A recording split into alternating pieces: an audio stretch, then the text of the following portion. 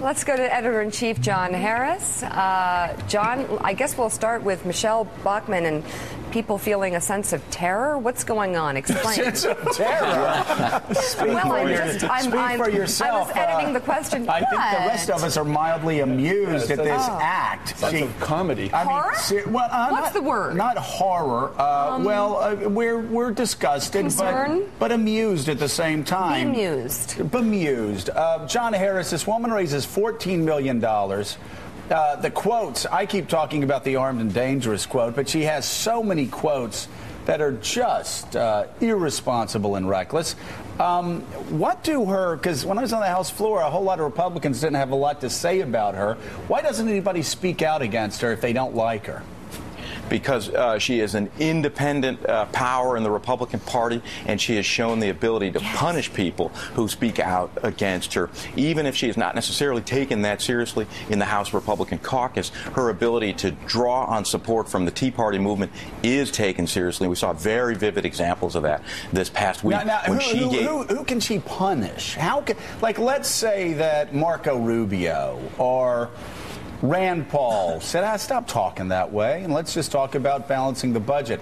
Could she punish them? Could she hurt them? What she can do is bring her supporters to bear on them.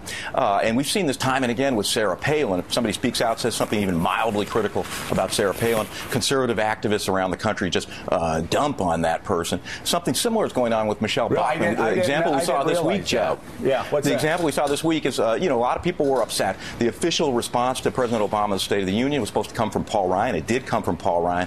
But Michele Bachmann's speech to the Tea Party Express got way more publicity. This Congressman Jason Chaffetz told us at Politico, I think that was a mistake. She was stepping on the message. The next day, he had to retract that. With a statement that came through Michele Bachmann's office. Now, some people aren't as afraid of her. Joe Walsh, she's a freshman Republican. Not, incidentally, Joe, the guy from the James Gang and the Eagles in the 1970s. Exactly. Different Joe Walsh. Yeah. But he said, look, that speech was out of line. Life's been good. One of the best 70s that speech was out of line. Yeah. But a lot of people are afraid to take on Michele Bachmann publicly because of her supporters. Oh, wow. Hey, listen, if you're a Republican congressman and you're scared of Michele Bachmann, you don't deserve to be in Congress. Go home. They just need to say. John Harris, we love you as John. always. Thank you so much for being with us. Have a great weekend. Very much reciprocated. Yes, very much so. Can you imagine, seriously, somebody being afraid of Michele Bachmann? Yeah, in that business, I can. Can you really imagine that?